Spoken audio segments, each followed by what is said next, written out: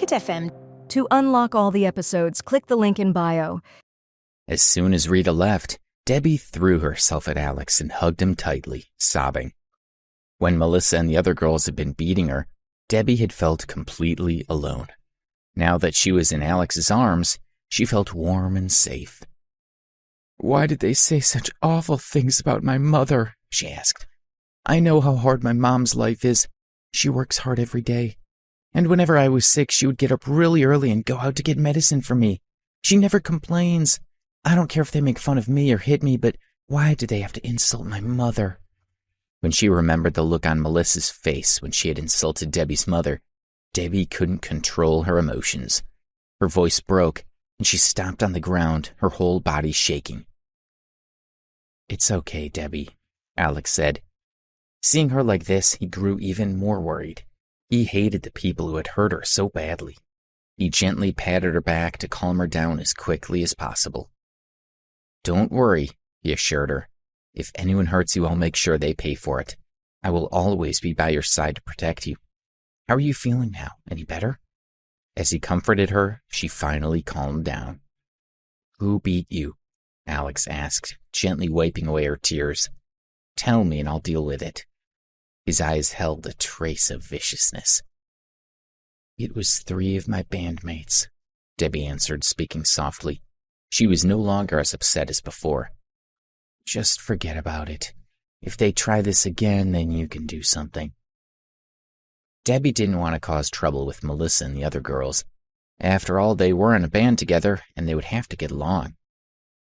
"But Debbie," Alex wanted to give those girls a good beating. "No, listen to me," she said gently, looking at him. "I'll talk to them, and if they attack me again, then I'll let you beat them up for me." He frowned. Although he didn't want to let this go, he had to listen to her. "Will you come with me to the Azalea guest house to see my mom?" she asked. More than anything, she just wanted to see her mother. Even just sitting quietly beside her would make Debbie feel better. "Okay." Alex was deeply moved. He lightly touched her face and smiled. "Before you go and see your mom, maybe you should wash your face." Debbie took a quick shower, and then they left to visit her mother. Alex held her hand as they walked. It was 9 p.m. and the streets were brightly lit, with many people walking on both sides of the road, enjoying the cool air as they strolled under the trees. As Alex and Debbie walked down the steps of the building, Alex's cell phone rang. It was Sam Woodsworth. Alex frowned slightly, thinking that he must have been invited to a party again. "Mr. Ambrose," Sam's panicked voice came through the phone. "There seems to be a serious problem with Mrs. Stonehill. She's been taken to the New York City General Hospital. Do you want to come and see her?" On hearing this, Alex was stunned. "Something happened to Carla?" he asked. "What's going on?" He put the phone on speaker so that Debbie could hear properly. "What happened to my mother?" Debbie asked anxiously. "I sent someone to accompany Mrs. Stonehill on a tour of New York City," Sam told them. "Everything was fine until an hour ago when they were out eating. Mrs. Stonehill fainted after complaining about being in pain, and she was taken to the hospital emergency room. She's now in intensive care." By the time Sam had finished speaking, Debbie's legs were about to collapse under her. "Okay, tell the doctor to look after Carla," Alex said. "If anything happens to her, they won't work in that hospital again." He ended the call. "Alex, take me to the hospital," Debbie said, panicking as she clutched his arm. "Please, hurry, I need to go to the hospital." She was very anxious and scared, and couldn't think about anything else. She just needed to go to the hospital to see her mother. Her entire body trembled. "Don't be afraid," Alex whispered into her ear. "Trust me, your mom will be fine." He kept his arm around her, and they walked to the side of the road. It wasn't easy to get a taxi. Alex felt Debbie trembling in his arms, and he couldn't let her suffer any longer. Leaving her for a moment, he walked into the middle of the road and forced a black to stop. Alex threw a wad of money at the driver's face through the open window before jumping back to the sidewalk. On seeing the money, the owner of the car smiled, his eyes gleaming. There were at least $1,000 there. "Don't just stay there," Alex yelled. "Pull over here." The driver realized that the young man who had just thrown money at him was calling him. and he hurriedly drove over. Alex opened the back door of the car and got inside with Debbie. He told the driver to take them to the general hospital as quickly as possible. He sat with his arms around Debbie as he comforted her. "Don't worry," he murmured. "Your mom will be fine, trust me." The car stopped abruptly. "Move it!" Alex shouted angrily at the driver. He just wanted to get Debbie to her mother quickly. "Young man, it's not that I don't want to move, it's that I can't," the driver said, his tone bitter. "The road is blocked." Alex looked and saw more than 10 young people in front of the car. He had no idea what they were doing. He opened the car window, stuck out his head, and shouted at them, "Hey, get out of the way!" The crowd were all gathered around a rich young man called Henry, who had been confessing his love to a girl, and now he was being humiliated by Alex shouting at him. A tall young man walked aggressively toward Alex. "Hey, why haven't you turned back yet?" The driver was frightened and was about to turn around. "Don't move," Alex shouted at him. "There's another route," the driver said fearfully. "We can get close and then you can walk the rest of the way from there. That guy's almost reached us, and if we don't leave now, we'll get beaten up." "I told you not to move," Alex said as he opened the car door. The tall young man approached and raised his fist, ready to strike. The young man had been defeated because he had underestimated Alex's strength. The driver had planned to abandon Alex and run away, but then Alex had beaten the young man within seconds. The driver was completely dumbfounded. Henry told the others to teach Alex a lesson while he stayed behind to talk to the girl. The driver panicked, believing that he was about to be beaten up. His first thought was to escape. Just as he was about to turn the car around, Alex angrily walked to the driver's side. "Get out!" "Hey, what are you doing?" the driver asked, shocked. Alex pulled him from the car and got into the driver's seat. "Get in," he yelled, slamming the door closed. Through the rear-view mirror, Alex glanced at Debbie, who looked sad. Then he looked at the young men rushing toward him. "Fine then," he thought. "Since you're so determined to block my way, don't blame me for being rude." Alex stepped on the accelerator and the car shot forward. When the young men saw the car speeding toward them, they were shocked. The tires screeched loudly as the car charged toward them like a ferocious beast made of steel. Only then did the men realize that Alex wasn't joking, and they quickly ran away. Henry was still pestering the girl he wanted when Alex's car came toward him. The girl standing beside Henry was completely stunned. When she saw the car, she covered her ears, closed her eyes, and screamed. Only when she heard the car roar away did the girl dare to open her eyes. Watching its taillights disappear, she thought about what had happened. When Alex had walked over earlier, she had seen his face and hadn't been able to look away. She mumbled in confusion. That man was so handsome. Alex was driving through the streets at 100 miles per hour. He overtook one car, then another, then yet another. Some of the other drivers on the road were scared, while some were confused by what was going on. Most of them pointed at his taillights and cursed at him. He didn't care about his life. Alex ignored the red light at an intersection, and a man riding an electric bike had to swerve to avoid him. The man was sent sprawling, and by the time he got up, Alex was already some distance away. They arrived at the general hospital within 20 minutes. "How many red lights did you run?" the car owner asked, his expression pained. "I'm going to lose my license." During the mad dash to the hospital, the car owner's heart had been in his mouth, and he had regretted letting Alex drive his car. No amount of money was worth risking death. Alex didn't care about the car owner. He got out of the car and opened the back door to help Debbie out. "Don't worry, nothing will happen to you," Alex assured the man. He had been driving the man's car, so Alex wouldn't let him get into any trouble. With that, he helped Debbie into the hospital. When they arrived at the ICU, Sam was waiting outside the ward. "Mr. Ambrose, Miss Stonehill, you made it," Sam said. "What's going on?" Alex asked with a frown. Debbie had let go of him and dashed to the door of the ICU, worriedly looking in through the window. A few doctors in white coats surrounded Carla, who was lying in bed. From time to time, they checked the numbers on the machines, while a few nurses helped to make Carla comfortable. The CEO of the general hospital walked over, and when he saw Debbie looking in, he called out, "Close the blinds." Sam had arranged for Carla to be seen immediately, and he had called in the most capable doctor to treat her. "The patient is this girl's mother," Sam said, frowning. Seeing Sam's expression, the CEO grew nervous. Sam thought highly of this girl. "I'm sorry," he hurriedly apologized to Debbie. "I didn't mean to offend you." Debbie barely heard a single word of what he was saying. The only thing she cared about was her mother. Alex still didn't know what was wrong with Carla.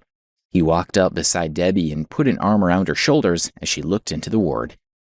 She didn't say a word, but he could feel her body trembling. More than an hour later, the doctors finished their treatment and walked out of the ICU. "Doctor, how is my mother?" Debbie asked anxiously, stepping in front of Dr. Henderson. The doctor glanced at Sam, who nodded. Only after getting Sam's agreement did the doctor begin to tell Debbie about Carla's illness. "Your mother's condition is very complicated," Dr. Henderson said. "We've managed to stabilize her for now, but we'll need to consult with some of our colleagues." Debbie was stunned. Her legs became weak, and she would have fallen to the ground if Alex hadn't been holding her up. "Don't be afraid," Alex comforted her. "The doctor said that your mom is stable. Trust me, she'll be fine." "I want to see her," Debbie said. She didn't want to listen anymore. She didn't feel at all reassured and just wanted to rush into the ICU.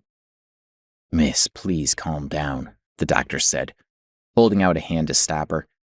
"Your mother is very weak right now. She needs rest. Besides, she's not conscious at the moment, so even if you go in, she can't speak to you." "Listen to the doctor," Alex advised, frowning. "If you go in, it might make your mom's condition worse." Seeing Debbie like this, his heart ached. "The nurse is taking good care of her. Don't worry, your mom will be fine." His gentle persuasion worked, and Debbie stopped insisting on seeing Carla, but she refused to move away from the window.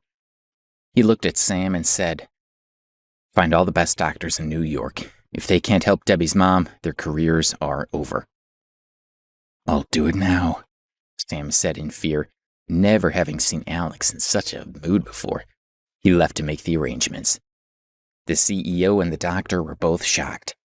This guy who looked like an ordinary student had shouted at Sam Woodsworth. And even more shocking was the fact that Sam obeyed him. Debbie stood by the window and watched quietly for over 3 hours. Sam told them that there was a doctor at another nearby hospital who was rushing over right now, and the hospital doctors were urgently discussing Carla's condition. "You should rest," Alex said, leading Debbie to a chair in the corridor. They sat down and Debbie leaned forward with her elbows on her knees, resting her forehead in her hands. "It'll be fine, believe me," Alex reassured her as he patted her back, but he was starting to feel as uncertain as she did. "What's going on?" someone yelled from inside the room. A moment later, a nurse rushed out. Debbie jumped in fright. She ran to the door of the ICU and looked inside. The nurse seemed flustered and unsure of what to do, and Carla was already awake. "Mom!" Debbie was extremely anxious. She pushed at the door, wanting to rush in. The nurse hurried over and opened the door. Debbie was about to run in, but the nurse stopped her. "Miss, please calm down. Only doctors can come in here," the nurse said anxiously. "You have to stay out there. There's nothing you can do to help. Right now, your mother's condition is very serious. We've already sent for a doctor, so please be patient." "Debbie, calm down," Alex said, holding her back. "You won't be able to do anything in there. We just have to wait for the doctor." "Let me go. I want to see my mother," Debbie said, trying her best to get away from him. She was completely out of control with worry. The same doctors from before ran over. Alex dragged the struggling Debbie away from the door to allow them entry. "I'm worried too," he told her, "but there's nothing we can do to help. I've already asked Sam to call all the best doctors in the city. Believe me, your mom will be fine." Although Debbie wanted to rush in to see her mother, she knew Alex was right, and she stopped fighting him. However, 10 minutes later, a flustered young doctor ran out and approached Sam. Trembling with fear, he said, "Mr. Woodsworth, the patient, her condition is deteriorating and there's not much we can do. Dr. Henderson said it's possible that, well, she may not make it." "What?" Sam asked. He glanced at Alex, who froze in shock, his eyes wide.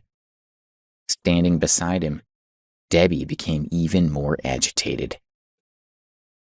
"If anything happens to Mrs. Stonehill, then your career is over," Sam shouted at the doctor. "But Dr. Henderson said that the patient is already critical," the doctor whispered fearfully. Alex noticed the doctor's tone and realized what was happening. He stopped restraining Debbie and rushed to the door of the ICU with her. "What are you doing? You can't go in there," the young doctor objected. Sam slapped his face. "Open the door for Mr. Ambrose." "Yes, of course," the doctor said, hurrying to open the door. Alex, Debbie, and Sam all walked into the ICU. Debbie stood beside the bed, holding back tears as she looked at her mother. Carla's face was pale and haggard. She wore an oxygen mask and had several tubes sticking out of her body. Doctors were gathered around the bed. Debbie was stunned. She couldn't get in the way of her mother's treatment, but her heart felt as if it were breaking. "How's Mrs. Stonehill?" Sam asked Dr. Henderson. Seeing Sam's serious expression, the group of doctors grew nervous. "We had stabilized the patient's condition earlier, but now there's been a sudden change," Dr. Henderson reported. "Her heart and lungs are failing, and her liver, spleen, and kidneys are struggling too. There are also problems with her large intestine and respiratory tract." He had been surprised when he had seen Carla's condition. He had never witnessed anything like this before. "Just tell me if you can cure her." Sam lost his patience. Dr. Henderson's heart sank.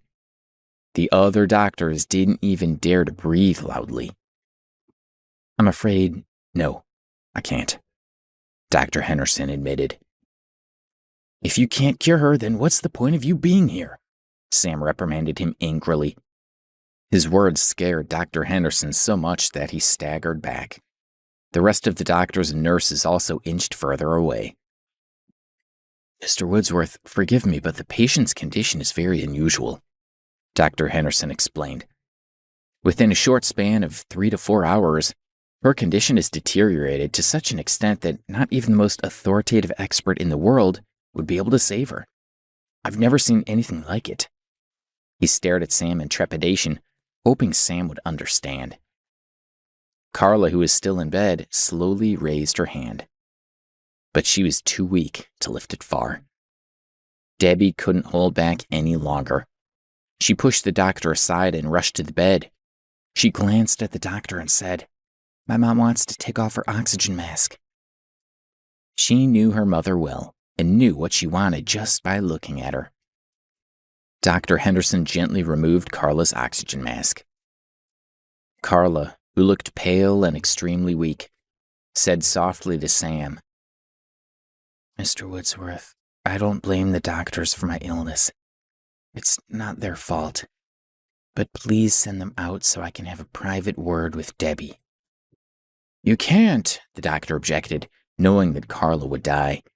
Sam cast a questioning gaze at Alex. "All of you get out," Alex said, realizing that Carla could no longer be saved. They all headed toward the door. "Alex, please wait a moment," Carla said weakly.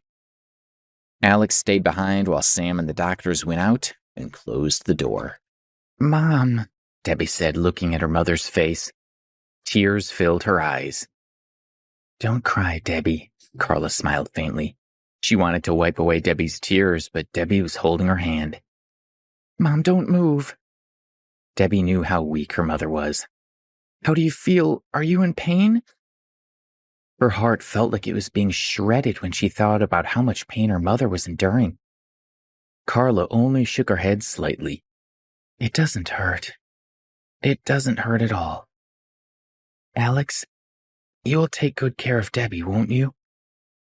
Carla asked as her gaze slowly turned to Alex. Right from the beginning, she had seen the deep affection he had for Debbie.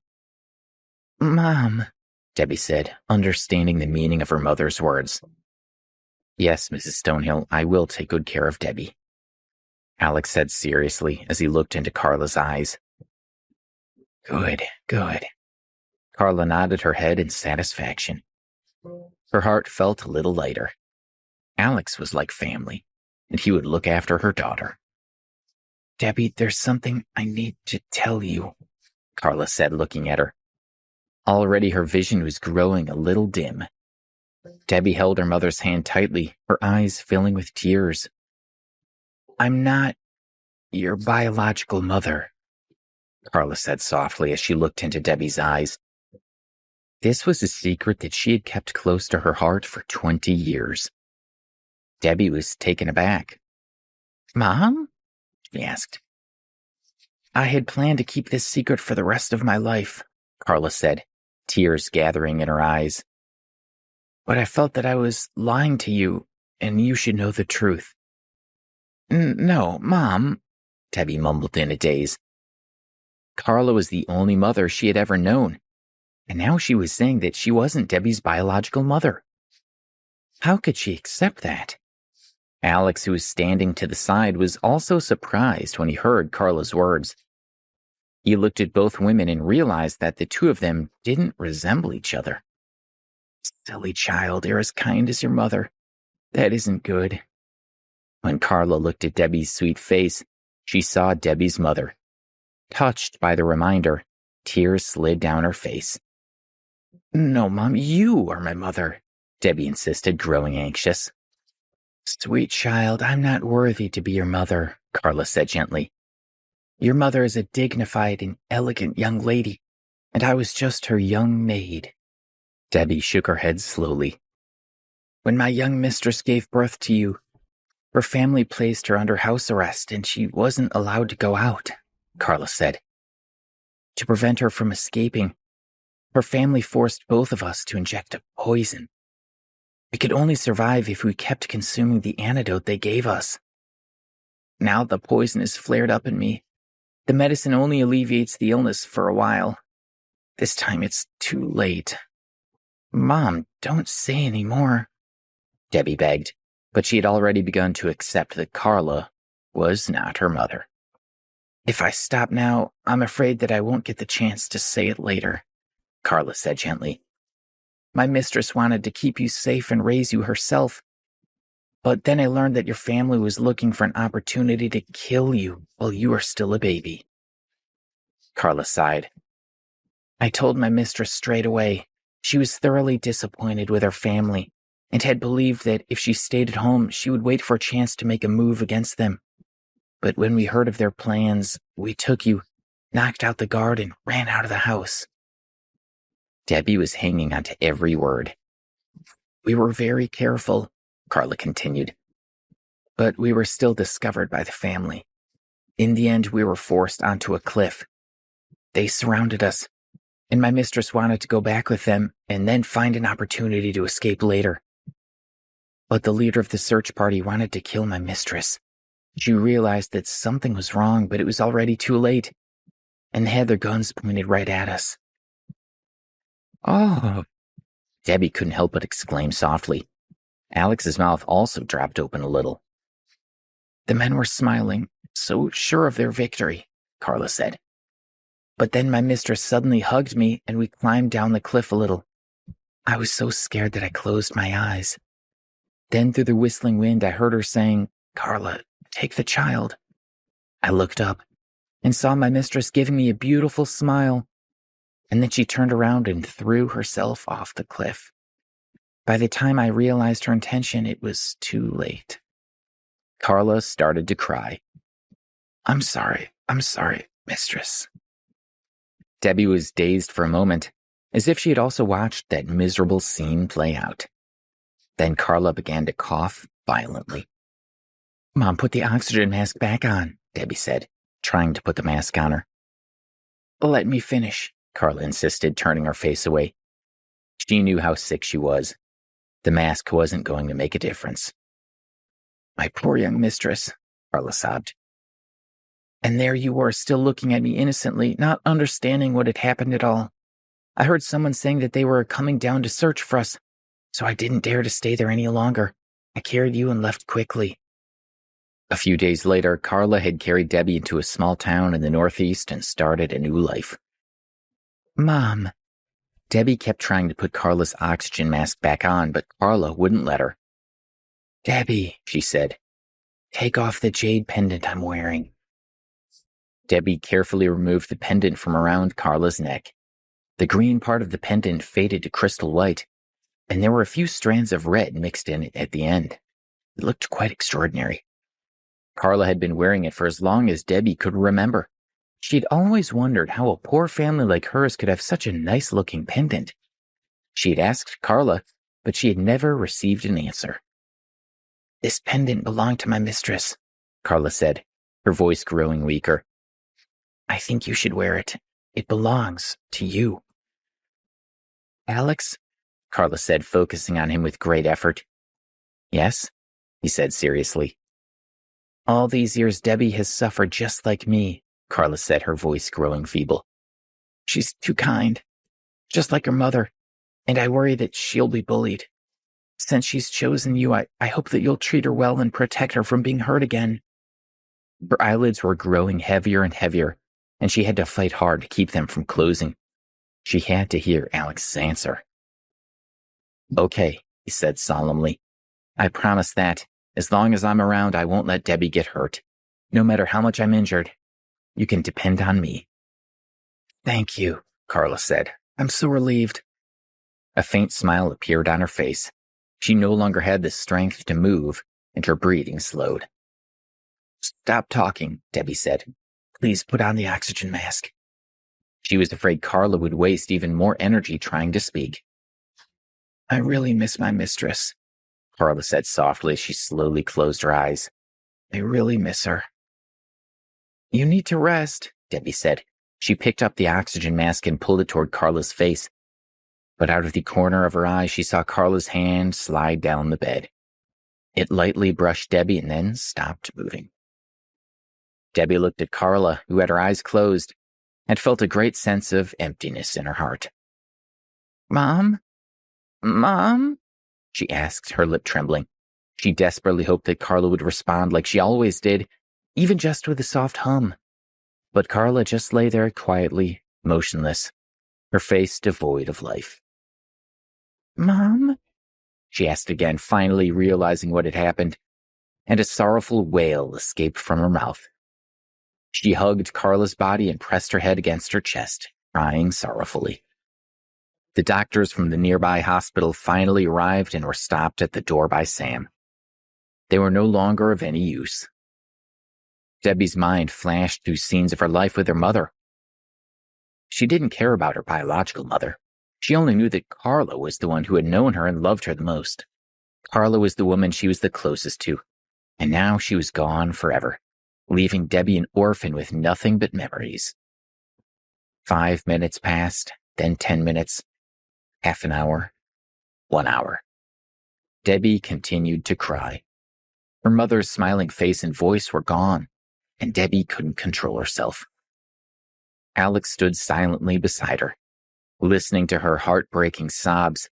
His heart felt torn in two, but he knew that no one could help her. She needed to grieve. Debbie, please don't cry, he thought. You won't be lonely, not with me here. No matter what the future holds, I'll stay with you forever.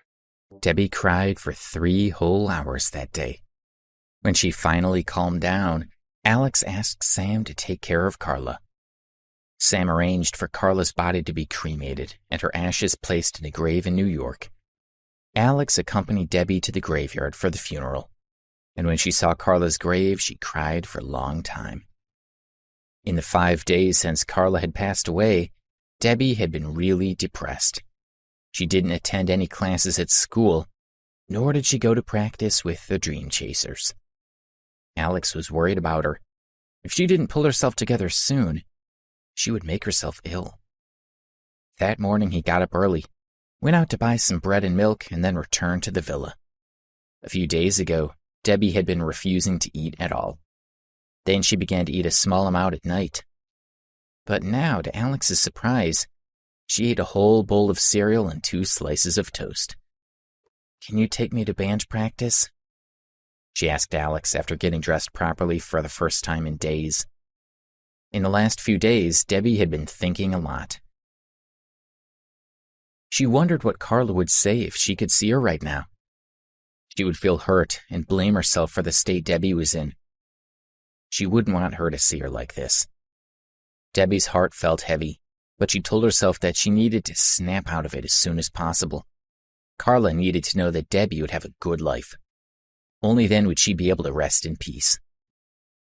"Okay," Alex agreed in surprise. If Debbie was able to accept the fact that Carla was gone, then she would begin to recover. They got a taxi to the door of the music company. Katie and Olivia had also arrived and walked over to Melissa. "Is that Debbie's boyfriend?" Olivia asked. "What is he wearing? No wonder he's with Debbie. They have the same sense of style." "Did they come by taxi?" Katie asked. "I'm not seeing things, am I?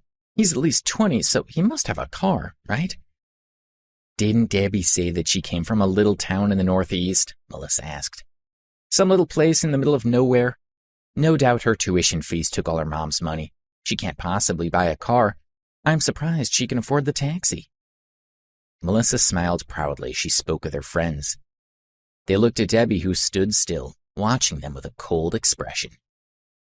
Alex wanted to go over there and beat them up, but he could guess what Debbie wanted. After all, they were in the same band, and she didn't want to make things worse. Besides, now that she had calmed down, he didn't want to upset her again. In any case, there would be plenty of opportunities in the future, so there was no need to do anything rash. Melissa and the others arrogantly walked through the main entrance. Stopped at the side of the road, and a short-haired girl got out of the car. It was Rita, the girl he had previously met in the practice room. Rita saw Debbie and Alex, and she walked over to meet them. "You came," Rita said, looking at Debbie with a hint of concern. "Let's go in together." Debbie said goodbye to Alex and walked toward the door with her. Alex stood and watched. He had seen a trace of contempt in Rita's gaze when she looked at him. Combined with the way she looked at Debbie, it seemed that she didn't think him worthy of her. She looked down on him because she didn't think he could protect Debbie. He couldn't help but feel bitter. He took a taxi back to school. On the way, he thought about making some changes to help Debbie. At the very least, he should scare Melissa and the other girls a little. Although Alex was not the type of person who liked to brag, he would be willing to do so if it would protect Debbie. "Didn't they just laugh at me for not having a car and ridicule Debbie for taking a taxi?" he thought. "Well, I'll make sure they see Debbie riding in a luxury car." He didn't know why the he had ordered hadn't arrived yet. He should call and ask. 2 beautiful young women were wandering around the campus of Preston University. One of them was Kelly Phillips, the girl who had been blocking Alex's way when he drove to the hospital to see Debbie's mother. That night, Kelly had been cornered by Henry, who wanted her to agree to a date. No matter what Kelly had said, Henry hadn't let her leave. She had been so angry, but she hadn't been able to do anything about it, and then it driven up. A young man had stepped out of the car and had hit the man who had rushed at him. Then, completely unafraid, he had faced down more than 10 people, jumped into the car and sped toward them.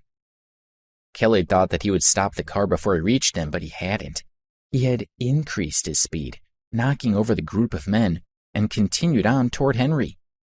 She had been scared when she had seen the car speeding toward her. She had covered her ears, closed her eyes, and screamed out loud. But then her nervousness and fear had been replaced by excitement. She had felt like a princess, and the man who had been driving the car had been her prince coming to her rescue. As she recalled his face, she felt extremely happy. From that day onward, she had begun searching for traces of the man within New York City. Eventually, she had discovered that he was probably a student at Preston University, so she had come here to search for him. but she still hadn't found him. "Kelly, are you sure he's a student?" asked her friend Sharon Williams. "How could one simple student have defeated so many people? It would take some nerve to drive into people like that." She was exhausted from Kelly dragging her around the city to look for this man. "I had someone check it out for me, and I honestly think he might be a student at Preston University," Kelly said. "But I don't know any more than that. Please, Sharon, come with me to find out more." She wasn't sure how to find her prince, but she was looking forward to meeting him. "No, we've been walking for ages and I'm tired," Sharon said. She spotted a supermarket. "Look, let's go in there and buy some drinks and then we can rest for a little while." "Okay," Kelly agreed and went into the supermarket with Sharon to buy 2 bottles of water. Then they walked to a nearby sports field as they sipped their drinks. They sat under the shade of a tree, having a rest. "Hey, why haven't I heard anything about the ordered a month ago?" came a voice from nearby. "Is there a problem?" When Kelly heard the voice, her eyes lit up. A short distance away, her prince was talking on the phone with his face angled slightly away from her.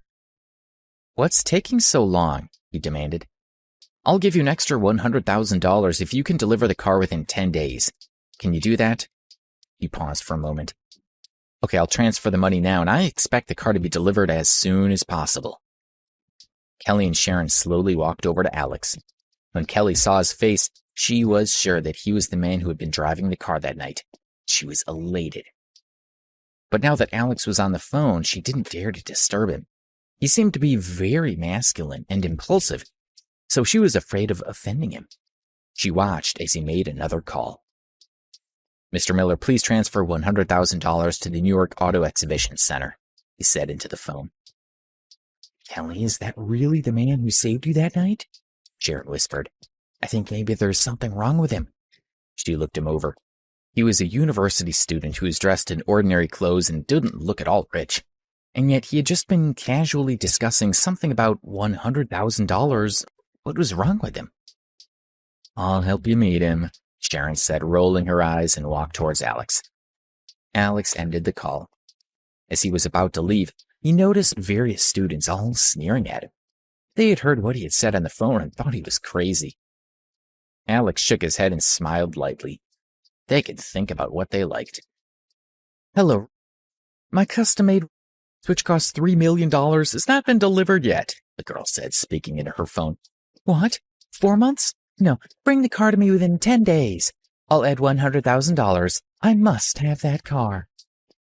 Alex looked at her speechlessly. The girl was mocking him.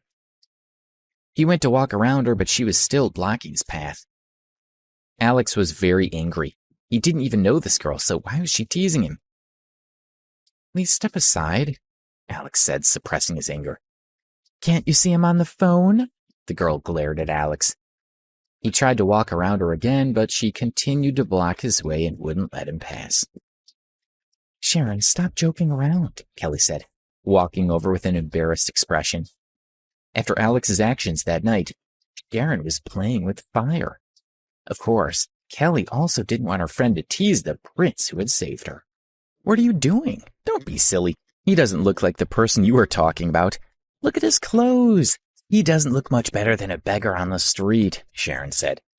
She had a poor impression of Alex, mainly due to the way he was glaring at her.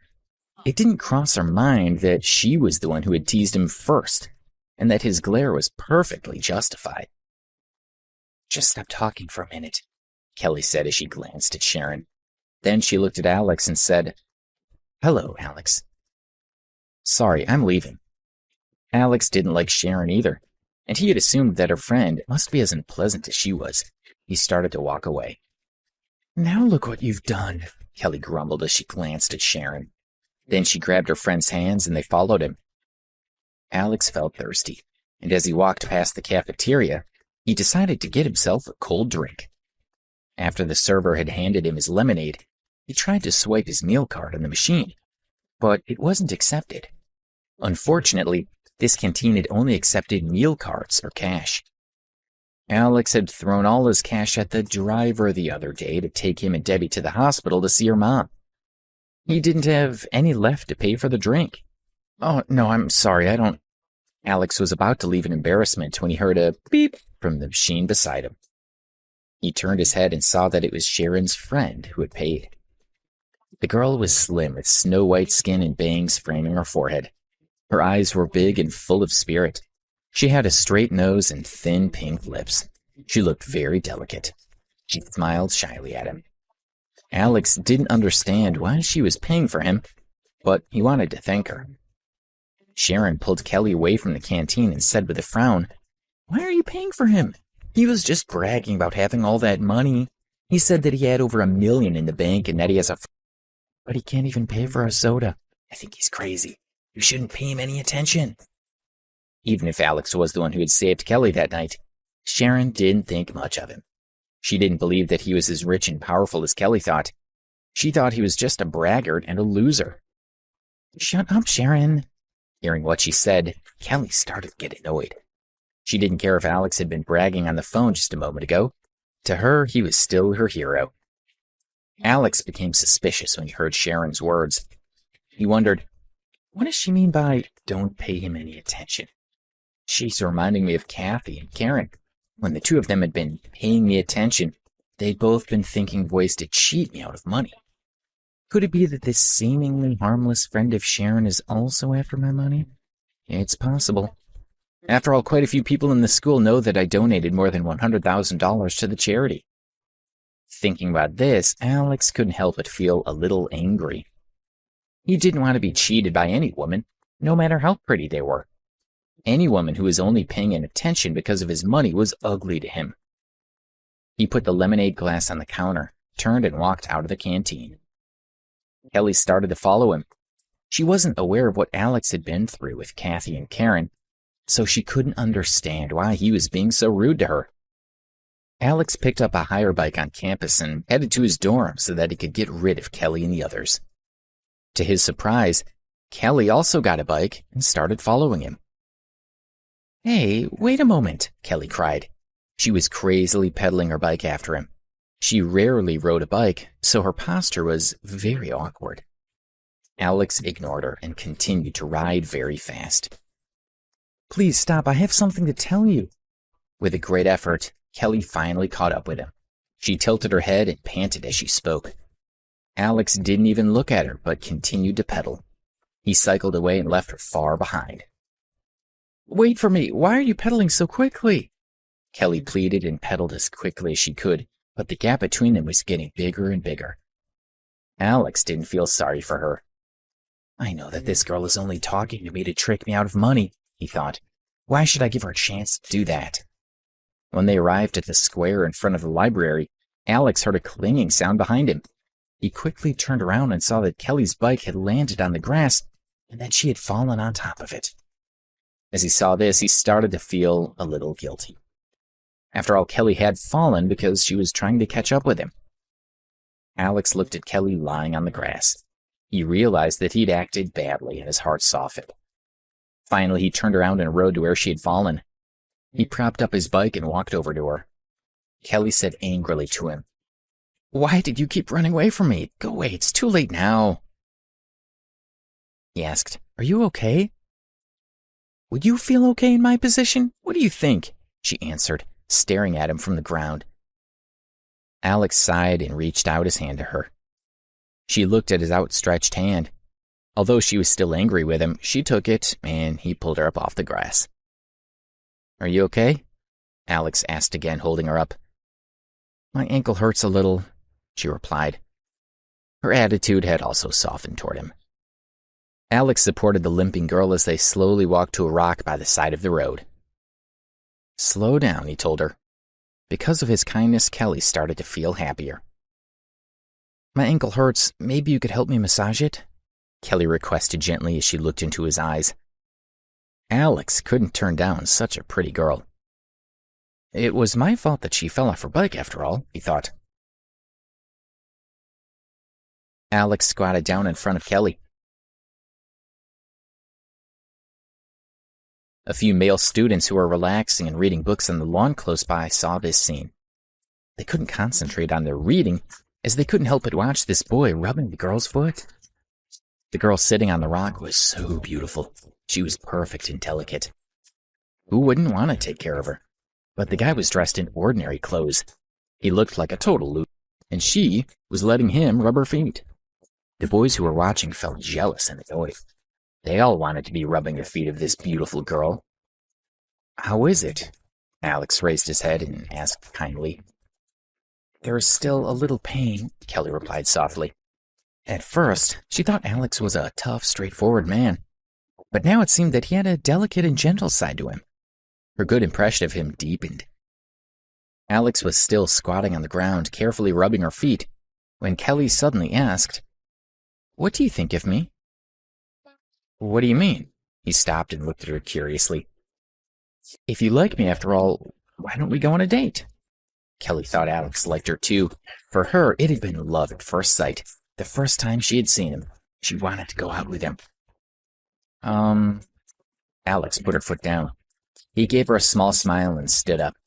It was just as he thought. She did have an ulterior motive for wanting to get closer to him. He had never met Kelly before.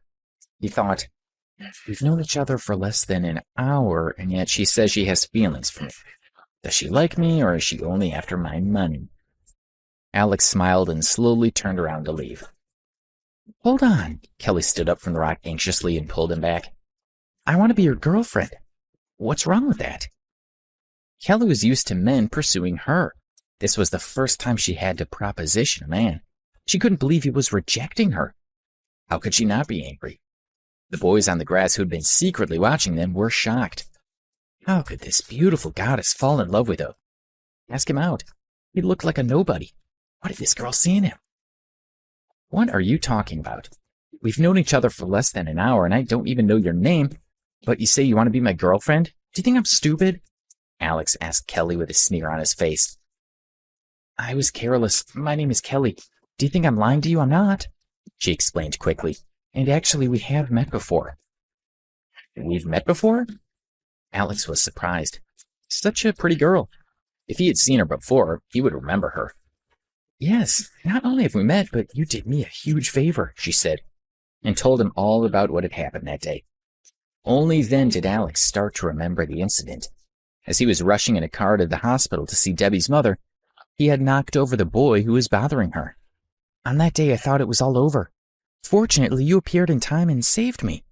I really wanted to see you again, so I tracked you down and came to Preston University to find you. I understand. Alex nodded slowly. Only then did he believe that Kelly was not after his money. Just at that moment, Sharon quickly walked up to them. She hadn't taken a bike, but had been following them on foot, and she had seen Kelly lying on grass. She was worried as she asked her friend, Are you okay? Kelly ignored her as her gaze was focused on Alex's face. She asked him, So, would you like to date me? Kelly was still very confident. She was sure that he would want to go out with her now that the misunderstanding was resolved. You're asking him out? But he's a little... Sharon couldn't understand her friend. However, she did know how stubborn she was. If Kelly had set her mind on something, she knew that she could do nothing to change it. Sharon pointed at Alex and said, I'm warning you, don't take advantage of Kelly. You think too much of yourself. I know you're only after one thing. I don't want to go out with her, Alex replied calmly. You know Kelly's way too good for you, and yet you still think you can go out with her? You're unbelievable. Sharon berated Alex for a while before realizing that he had said, I don't want to. She was stunned. In her opinion, Kelly was so desirable that no man in his right mind would ever turn her down. Sharon couldn't help but look over at Kelly, only to see her biting her lip. She looked close to tears. To help Kelly feel better, Sharon pointed at Alex and said harshly, Are you blind? Kelly asked you out and you actually turned her down? I guess you must realize you're not good enough for her. Alex didn't know what to say. Sharon was wrong in her assumption, but he couldn't agree to go out with Kelly. Give me a reason, Kelly said with a smile as she tried to suppress her disappointment. I already have a girlfriend, he said with a shrug. Regardless of whether Kelly was sincere about her feelings or not, he would not mess around. Hearing this explanation, Kelly felt a little better. It wasn't that he didn't like her, it also proved that he was a good man, that he was a man that she could admire. So what if you have a girlfriend? I bet I'm as good as her. Maybe if you go out with me for a while, you'll find that you prefer me to your girlfriend. Kelly's eyes lit up again. No need. I love my girlfriend. I said that I'll protect her forever. Debbie's face appeared in Alex's mind and he smiled. Kelly was shocked when she saw his smile. It seemed genuine.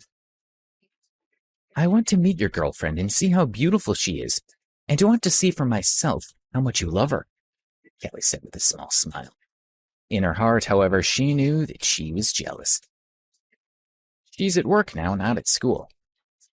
That moment, Alex's cell phone rang. It was Debbie. Debbie, is something wrong? Oh, good. Of course, you can call me whenever you like. That's great. If you listen to your teacher, you'll definitely improve. All right, I'll pick you up this afternoon. Bye. Alex hung up the phone. Seeing the blissful look on his face while he was speaking to his girlfriend, Kelly was envious of her. It sounds like you guys really love each other, she said, and she smiled, but there was envy in her heart. But don't think that I'm going to give up that easily. In my opinion, you're only with her because you met her first. I've made it very clear that I'll take care of her for the rest of her life. Please stay away from me, Alex said rudely. You're having a go at me now. It doesn't matter, though. You'll make it up to me in the future. Kelly remained calm and she smiled confidently, but inside she was seething. Alex had never met a woman like Kelly before. She didn't even react when he was rude to her. She was so determined to win him over. He wondered how he could ever get rid of her. Just please forget it and let me go, he said as he stared at her in desperation. Are you begging me? Kelly asked proudly. Looking at Alex's angry face, she rolled her eyes and revealed a sly smile. You want me to let you go? Sure, but you have to promise me one thing. What? Alex would do anything to get rid of her. Accompany me to a party and tell everyone that you're my boyfriend. She stared into his eyes and continued, Don't worry, it's just an act, but you have to pretend to everyone at the party that we're together. Okay, I'll do it, he nodded. Aren't you going to tell me your name? Kelly asked. Alex. She asked him for his phone number. Then I'll see you tomorrow. Just wait for me at the entrance of your school. Kelly stood up and waved at him with a smile. Alex said goodbye, turned around, and left. Watching him leave, Kelly lowered her head slightly with a smile. He had agreed to go to the party with her, and she felt very pleased with herself. Sharon had heaved a sigh of relief when she heard Kelly say that she only wanted Alex to pretend to be her boyfriend. She said, Kelly, I'm relieved. For a while there, I thought you really liked that loser. Luckily, you figured it out in the end. I do really like him, Kelly replied as she recalled Alex's handsome face. What? Didn't you promise to let him go? You just asked him to pretend to be your boyfriend at the party. Sharon looked surprised. Kelly revealed a sly smile as she muttered, I don't think so. Once he spends some time with me at the party, he'll soon realize that I'm the one he wants to be with. I give up. You really don't know what's good for you, Sharon said helplessly. Let's go. As they were leaving, Kelly felt a twinge of pain in her ankle. This brought back the memory of Alex squatting on the ground and rubbing her feet, and a smug smile appeared on her face. For the past 3 days, in addition to her usual lessons, Debbie had also been training at the Sunshine Music Company.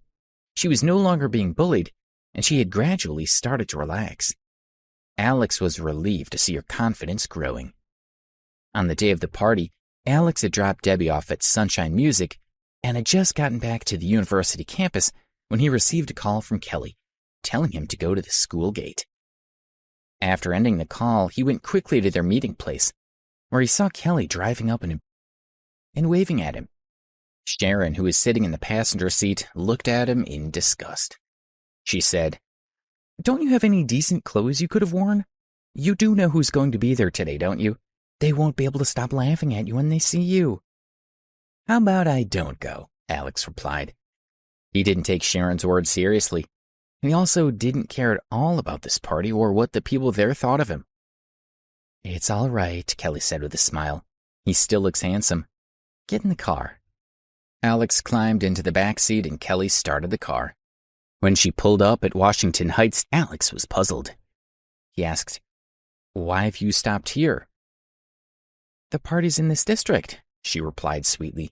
You guys go ahead and I'll park the car. Alex and Sharon got out of the car. He looked around him and thought, lucky that Debbie went to music practice today. It would be a disaster if she saw me here with Kelly. Sharon snorted when she saw Alex looking around him. She laughed and said, Ha! Look at you staring at the posh houses. You've never even been to such a good neighborhood as this before, have you? Alex glanced at her but didn't say anything. Sharon was dressed beautifully today. She looked even more sophisticated than the last time Alex had seen her. A few minutes later, Kelly had parked her car and walked over to them. Alex noticed that she was also wearing particularly elegant clothes. Her hair was adorned with a dark purple bow, and she was wearing a long, light green dress. She wore high-heeled sandals at her feet, making her look elegant and beautiful. She looked like a Hollywood movie star, and Alex couldn't help but admire her for a moment. Let's go, Kelly said with a smile when she saw Alex's stunned expression. The three of them walked to the entrance of the residential complex. The gate to the district was closed, and only residents with key cards could enter. They waited for a long time, but no one came out. The girls started to worry. Alex thought, well, it seems that I'm the only one who can get us in. Since we're here now, I might as well do it. He pulled out his card, put it on the sensor, and the door opened with a beep. Kelly opened her eyes wide as she looked at Alex. She asked, how did you get a security card for this place? She thought, is Alex a resident of Washington Heights? But this is one of the top residential areas in New York City. Alex hadn't expected such a strong reaction from Kelly. He regretted that he had revealed that he had a key card, but there was nothing he could do now. He could only nod up and down. He replied, actually, I live here. Sharon blurted out, Alex, do you really expect us to believe that you have a house here? Do you take us for... Even the cheapest house in the Washington Heights costs more than $4 million. How could you ever afford that? Alex frowned as he looked at her. She continued, you probably don't know that after you left the other day, Kelly and I went to your class and asked your classmates about you. Sharon smiled at Alex as if she saw straight through him. Your tuition fees are paid by the state and by the school's poverty fund, and you cover your living expenses with part-time jobs. Your clothes are old and cheap and your cell phone is secondhand. Sharon and Kelly had indeed asked around about Alex. They had learned quite a lot about him, but it wasn't the whole truth. You expect us to believe that you live in Washington Heights? Do you think we're that easy to deceive, or are you simply brainless? Sharon asked bluntly. Alex swallowed. What she said was true, but he wasn't lying either. He did indeed have a villa at Washington Heights, and it was the most expensive villa on the complex. Sharon, Kelly stopped her from continuing. Her words were too mean. Perhaps what he said is true, she suggested. Kelly still had a glimmer of hope in her heart. She wanted to believe that Alex wasn't lying to her. Really? Kelly, don't be ridiculous. I'm guessing that he must work part-time in this district, which is why he has the key card. Sharon laughed and pointed at the office at the door. She looked at Alex and said, how about we go and ask the office? If you're a resident, they're sure to recognize you. Alex didn't say anything. He didn't care what Sharon or Kelly thought of him, so why make things any more complicated? He still didn't want them to know how rich he was. He frowned at himself, looked at the sky, and didn't say anything. See, he's a liar. Sharon felt certain that she had seen through Alex's lies. She smiled proudly at Kelly, who sighed loudly. She was disappointed, but tried to console herself that Alex didn't lie often. It wasn't a big problem for her. Sharon continued to lecture Alex. Don't think that I don't know what you're planning. I know you want to be with Kelly so you can live off her money, right? She glared at him and continued, well, don't even try it with me around. Sharon, stop it. Kelly felt that her friend's words were unnecessarily mean. She just couldn't believe that Alex was that kind of person. Embarrassed, she said to Alex, don't listen to her. Sharon is just looking out for me. Let's go to the party. Everyone is probably already there. The three of them walked into the district. Together they walked through the Washington Heights residential area. There were neat rows of Mediterranean-looking villas. In front of each, there were all kinds of plants and trees, such as money trees, almonds in full bloom, and citrus trees. It was a very colorful and pretty scene. On both sides of the road, there were pine trees with birds chirping. The surrounding air was cool and fresh, with a faint fragrance of flowers. Alex had spent a lot of time there, so it was nothing new for him. But the two girls were amazed by the beauty of their surroundings. They took lots of panoramic photos on their cell phones, exclaiming that Washington Heights was indeed worthy of being one of the top 2 residential areas in New York. Soon, they arrived at the artificial lake. In the middle of the lake was a small island, and on the island was a villa, which looked even more luxurious than the other properties. It looked like a European castle. "So beautiful," the two girls exclaimed, as they looked longingly at the villa on the island and felt a gentle breeze from the lake brushing their faces. Kelly commented, "That villa is worth over $40 million. I heard that it was bought by a young student in his 20s. Can you believe he's got so much money at that age?" The breeze rustled her dress. Standing by the lake, she looked very beautiful. Sharon replied, "Who knows? I've heard from a friend who works here that he bought this villa over a month ago and hasn't lived in it at all. Maybe he even has a better house than this one." She imagined the young man and said longingly, "If I ever meet him, I want to hug him and kiss him." Hearing her words, Alex, who was standing nearby, started coughing. "I'm sorry, I choked," he quickly apologized. But Sharon didn't even notice how appalled he was with the way she was talking. She looked at him with disdain and said, "Didn't you say you lived here? Tell me, which villa is yours? Is there something you want to tell us?" Alex subconsciously glared at the mansion on the artificial island. "Why are you looking at that villa? You couldn't afford that if you lived another 8 lifetimes." She pulled Kelly's hand and said, "Let's go." Sharon pulled Kelly, and they walked away from Alex, who shook his head in despair and followed behind them. Soon they could hear the sounds of people chatting and laughing, and a few minutes later, they arrived at a villa on the southern side of the residential area. Kelly, Sharon, and Alex walked into the garden. One of the young men saw them and called out, "Sharon, Kelly are here." "We were all hoping you were coming," said another. Another said, "Kelly, we haven't seen each other in a few months, but you look prettier than ever." Everyone rushed over to greet the girls, mostly young men, but there were also a few girls. The young men surrounding Kelly were all chatting happily. Then one of them noticed the young man standing beside her, wearing scruffy clothes and looking as if he didn't belong. "Who's this?" asked one of the men. "Look at what he's wearing. It looks like he bought his clothes from the flea market." Another said, "He doesn't even have a decent haircut, or a watch, or chain. What's he doing here?" "I can't believe that Simon would invite someone like him," agreed the first man. The others started to discuss Alex right in front of him as if he wasn't there. "Hey, you must have walked down the wrong path. Look around you. You don't belong here," a man said to Alex as he glanced around at the other guests. All of them looked smartly dressed in expensive designer outfits. He shot a disdainful look at Alex and clicked his tongue. "You think you're one of us? I think you should leave." As he spoke, the young man gestured to the way out. But Sharon interrupted. "Hey, what are you doing?" "He's here with me and Kelly," she said with a smile. "He came with you?" The others were shocked. This boy was much poorer than them. Why would Kelly bring him? And she and Sharon were the most beautiful girls there. They could have any man they wanted, and usually they rejected them all. Seeing the men's confused expressions, Sharon smiled smugly. Her eyes swept over Alex's body, and then she looked at the others. "His name is Alex, and don't underestimate him. He's not just anyone," she said with a mysterious smile. "Oh?" Hearing her words, the others looked at Alex again. Could it be that this guy who looks like a pauper is rich? They wondered.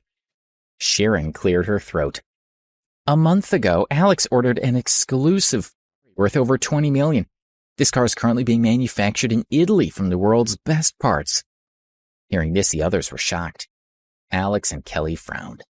They knew that Sharon was not going to praise him, so what was she up to?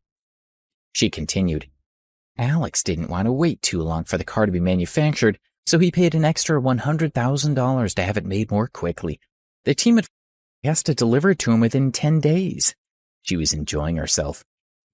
Originally, the others almost believed that Alex could be from a middle-class family, but as they watched Sharon, a coy smile appeared on her face, and they realized that she was joking with them. "Did you know that when we arrived earlier, Alex actually pretended that he lives here?" she continued. The others gasped in mock horror and looked at him with sneering smiles. "And do you know which villa he lives in?" The more Sharon spoke, the more animated she became. Looking at the others laughing at Alex, she was enjoying her joke. "I'll tell you guys in secret, it's the one on the artificial island." The others replied at the same time. Their laughter was filled with ridicule. One man said, "So he's not just wealthy, he must be super rich." Another joined in. "It just shows you can't judge a book by its cover." "Since you own the most expensive villa on the artificial lake, why are we still here? This doesn't compare to your house there. Let's go to your place." The guy who tried to get Alex to leave pushed him as he spoke. "What are you doing?" Kelly demanded as she pushed the man away. She stood in front of Alex and looked at the others angrily. "What's wrong with you guys? What are you laughing at? Do you want to have a go at me now? Go on then." The man replied, "Kelly, you know what we're saying. It's just that this guy doesn't fit in at this party and he's making everybody here uncomfortable." "Why doesn't he fit in?" "Well, he's my boyfriend." "Do you still think he's not worthy?" Kelly glared at the others as she spoke. When they heard this, everyone was stunned. That just can't be right. Sharon was also shocked when she heard her friend telling everyone that Alex was her boyfriend. She couldn't believe it. Alex was bewildered for a moment, but Kelly had told him before that he had to pretend to be her boyfriend at the party. One of the guests laughed and said, "Kelly, stop joking with us. We know you wouldn't date someone like him. You've had loads of rich guys chasing you, and you turned them all down." Another said, "I know what's happening. Hasn't Kelly been annoyed by Henry Moore pestering her recently? I bet she's found a fake boyfriend to scare him off." "Yes, that's right, it must be," another agreed. Kelly was like a goddess to them. They really couldn't accept that she would date someone like Alex. The first man smiled and said to her, "We're right, aren't we? Kelly, actually, if you need someone to pretend to be your boyfriend, I'd be happy to help." "And me," said his friend. Looking at these people who thought they were being clever, Kelly chuckled softly. "Who told you he was pretending to be my boyfriend?" she asked with a small smile. The others looked at her in confusion. Why did she need to ask? Kelly came from such a good family.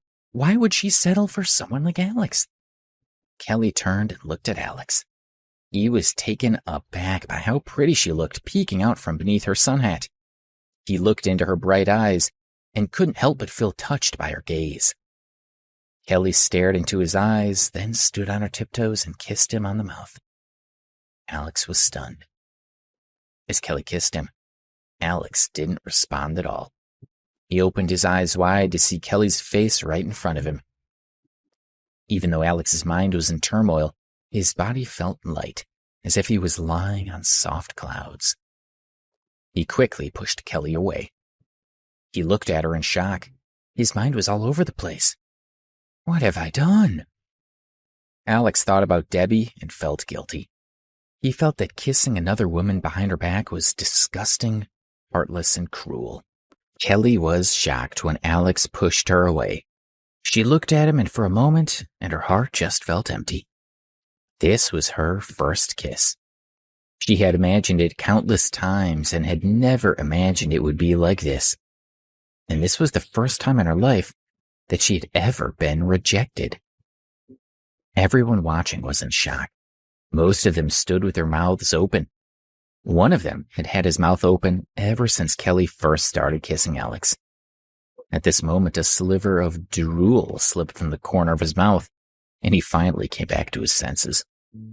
A man with a ponytail turned to someone beside him and asked, "Did Kelly just kiss him?" His friend just shook his head dumbly. Although they looked calm on the outside, all the men in the group were broken-hearted. How could this woman that they worshipped want to kiss? All the men looked in disgust at Alex, who was staring at Kelly resentfully. They ground their teeth. as if they wanted to eat him alive. He's just been kissed by a goddess, they thought. This egg should be overjoyed, but he has a look of disdain on his face. He's clearly just showing off to everyone. They thought Alex was trying to say, "Look at all you sad losers. You've been trying to seduce this beautiful woman for such a long time, and she's barely given you the time of day. And now your goddess has kissed me, and I don't care. Your goddess is just a plaything to me, and you still have the audacity to call me. You're the real loser." "You've got a nerve," one of the guys called out. Another joined in. "Yeah, you think you're too good for Kelly, right? How dare you push her away? Kelly kissed you because she likes you, and you had the nerve to push her away. How could you?" another said. Several of the men tried to pick a fight with Alex, but Kelly stood in front of him and asked, "What are you guys doing?" The man at the front pointed at Alex. Confused, he asked her, "Kelly, he can't treat you like this. Why are you still protecting him?" "Never mind what he did. It's between us and has nothing to do with you," Kelly replied as she stared at the man. She understood why Alex had pushed her away. He must have thought of his girlfriend and felt guilty for kissing her. This proved that he was a good man. Although he had rejected her in front of everyone, she didn't care because she could tell that he was a man worthy of her pursuit.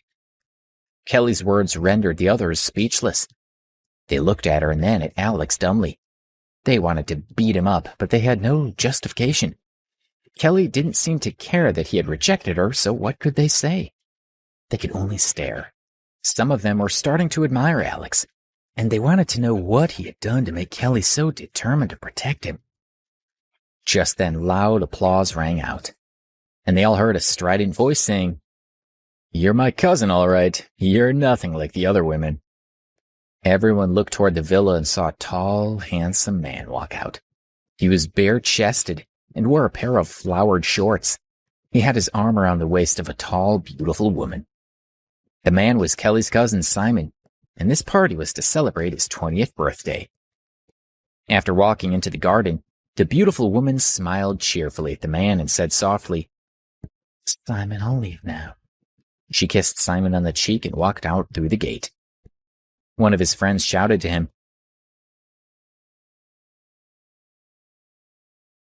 Another said, "Simon, that woman was gorgeous. Where'd she come from? Give me her number." A few boys crowded around Simon, but he ignored them. He looked toward Kelly and walked up to her with a smile on his face. "Kelly, you look beautiful as always." There was a hint of desire in his eyes, and he only reined in his lust when he saw Kelly turn her face away in disgust. "So, who is the man that captivated my cousin so much?" Simon turned his gaze toward Alex. He first uttered an "oh" in surprise, and then sized him up with a faint smile. He couldn't help but let out a "wow." "Kelly, your judgment is improving. You seem to have found yourself the perfect boyfriend," he said to his cousin with a naughty smile. Simon's friends heard his sarcasm, and some of them joined in. One called out, "Truly outrageous." "By the way, Henry Moore will be here soon. Henry's in love with Kelly, and when he sees that it's Kelly's boyfriend, we won't be able to hold him back," another reminded everyone. "You're right, Henry's temper is terrible. The kid's in big trouble." Kelly chuckled softly. She glanced at the others and said, "I'm afraid Henry can't come. He's lying in the hospital right now." She knew that Henry had been hurt quite badly when Alex hit him with the car. When they heard what Kelly said, no one could believe it. "Simon, Henry's coming tonight, isn't he?" someone asked Simon. He was really good friends with Henry, and everyone else in their group looked up to the pair of them. He must know what was happening with Harry. "He can't come," Simon said lightly. "A few days ago, he was hit by a car driven by a young lunatic. He was injured quite badly, and he's still lying in the hospital." The others were shocked. Who would dare hit Henry with his car? Everyone knew that Henry had a lot of connections and was well respected in society. One friend asked, "Holy shit, Simon, do you know who did it?"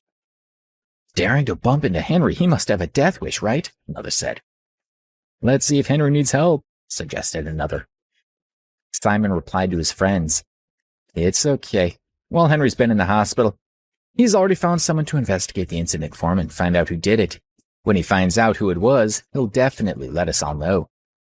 Simon then turned his gaze to Alex and smiled lightly, saying, "So, you want to pick up my cousin? Well, you should think carefully about what you're doing. Personally, I suggest that you stay well away from her. Otherwise, I'd like to think about what'll happen to you when Henry leaves the hospital." "Have you finished?" Kelly pushed Simon away and looked at him in disgust. She was tempted to tell this group of people that Alex was the one who knocked Henry down, but she knew that she couldn't. "All right, I won't say any more." Simon raised his hand in front of Kelly to show that he was backing down, but he was still staring at Alex with a hint of ridicule. Just then Simon's phone rang. He answered it saying, "Darling, you're at the door, right? Great. I'll come and find you right now." After ending the call, he proudly said to his friends, "Everyone carry on having fun without me. I'm going to go pick up my girlfriend." A young man said wistfully, "Simon's girlfriend Shirley's so beautiful. She looks like Megan Fox. Can't wait to see her again." "I've been with her so long that I'm already bored by her," Simon said in disdain. "Damn, a beauty like Megan Fox and you're bored with her? How awesome." "Why shouldn't I get bored with her? Wait till you guys find a girlfriend like that and you'll know what I mean," Simon said, enjoying everyone's admiration. Simon was very proud of himself as he looked at his friends. They were all in awe of him. He said, "You'll see, my new girl's even more gorgeous. Anyway, I'm done talking to you guys. I'm gonna go meet my baby." Then he turned around and walked out. Everyone was intrigued. Is someone more gorgeous than Megan Fox? She must be incredible. A few minutes later, Simon walked over, talking and laughing with the beautiful woman on his arm. Everyone looked toward them, keen to see his new girlfriend. The girl beside Simon was wearing a light blue, knee-length dress that showed off her shapely legs. She had beautiful, shiny hair and a very pretty face. Although she wasn't as beautiful as Simon had boasted, she was still very attractive, and his friends were jealous. But when Alex saw her, his heart tightened. It was Kathy. His hands clenched into fists. Kelly noticed that something was wrong with Alex and asked him with concern, "Are you okay?" Alex replied quietly, "I'm fine." Simon and Kathy walked into the garden holding each other's hands. Kathy didn't notice that Alex was standing at the back of the crowd. One of his friends said, "Simon, your new girlfriend's so beautiful." "Nice to meet you," another said to Kathy. Kathy looked proudly at Simon's friends and gave them a brilliant smile. Simon introduced Kathy as he slid his hand onto her butt. "These are my good friends. "Why isn't Henry here?" Kathy asked. She had been with Simon for more than 10 days, and in that time she had met Henry. "My cousin told us that he's been hit by a car and now he's lying in the hospital." When Simon spoke, he was very close to Kathy. His eyes were fixed on her lips, and she felt excited. "Really? Is your cousin here?" Kathy knew Simon's family was rich, so she wanted to meet them and make a good impression as soon as possible. "Kelly, come meet Kathy," Simon said to his cousin. "Kelly." Kathy followed Simon's gaze and looked over. The smile on her face froze when she saw Alex, who was standing beside her. Lately, Kathy had not been at class at all. This was the first time she'd seen Alex. She became very agitated. "Darling, what's the matter?" Simon saw that Kathy's eyes were focused on Alex's face, so he smiled and said, "Oh, you're upset that we have such a party, right? I didn't invite him. I know he looks terrible, but apparently he's my cousin's boyfriend. What do you think?" Kathy's heart was racing. She started to become filled with hatred and resentment toward Alex. Until recently, she had believed that Alex was still in love with her and would always be waiting for her. But he'd already betrayed her when he started seeing Debbie, and now he was having another affair with yet another woman. Kathy felt that Alex was betraying her again. "I need to go to the washroom first." Kathy smiled sweetly to Simon, stood up and walked into the villa. When she turned around, her expression was mean. Please subscribe to the Pocket FM YouTube channel and press the bell icon for instant notification. Check out our channel for more such exciting shows.